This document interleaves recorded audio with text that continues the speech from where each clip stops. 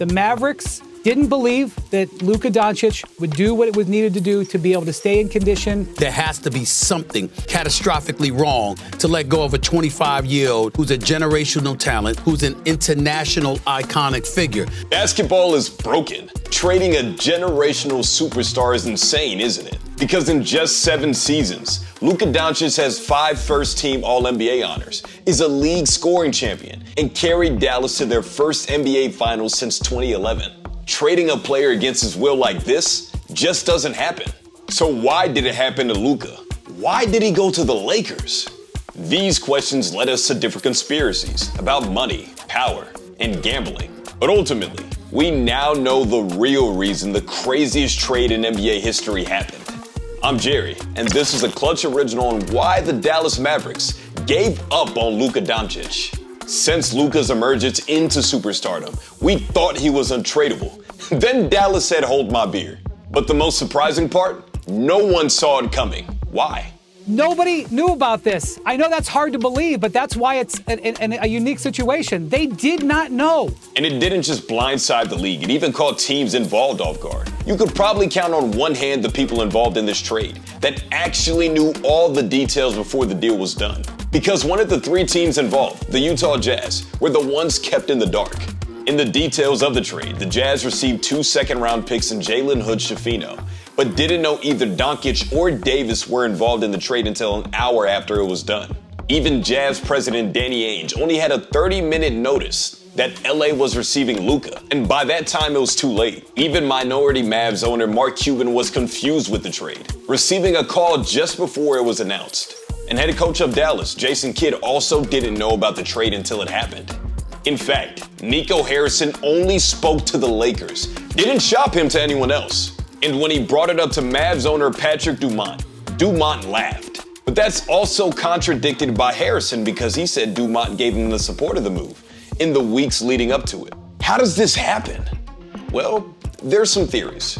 According to Mark Stein, it was the decision of Nico Harrison and his alone to trade Luka Doncic, which is insane to have one person decide the future of an organization without communication with the other members of the team or the staff. One thing we know for sure, Luka had no intention of leaving Dallas on his own accord.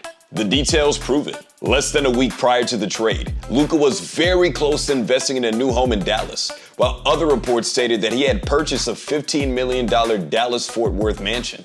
Regardless, according to former Mav Chandler Parsons, Luka was crying following the trade. And before the mega trade, Luka said himself, "They got rid of everybody I like." But there's another wrench in this story. Luka knew this was coming, stating during his Lakers press conference, "At some point I knew this was coming, but I always take the high road." So how did he know? There are details even going into the 2024 season indicating frustrations from Dallas.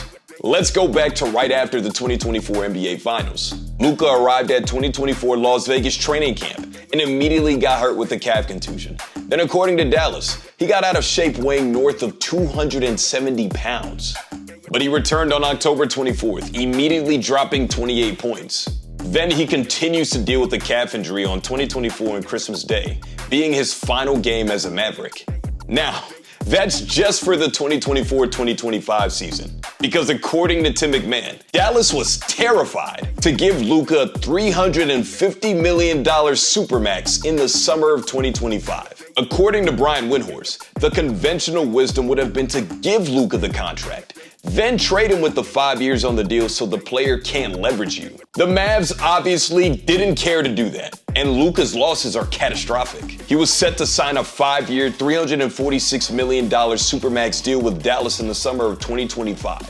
And this trade makes it so the largest deal he can sign with LA this summer is 5 years, $229 million, $117 million less. And he's losing more money in taxes since there's no income tax in Texas. In his first 3 seasons with the Lakers, he'll be paying $18.3 million in taxes, compared to paying $3.3 million in taxes on what would have been his Supermax deal in Dallas. So why didn't Dallas sign Luka to, at the very least, one more season following a run to the NBA Finals? Weight and conditioning was said to be a huge factor, and this was from more than just the owners. Because Jason Kidd expressed concerns about his conditioning, weight fluctuations, and constant arguing with officials before the trade occurred. But how much does this really matter? Shaq said it best, Fat Luka is better than 99.9% of the league. When Luka was personally asked about the conditioning issues, all he said was no, it's not true, but it's emotive.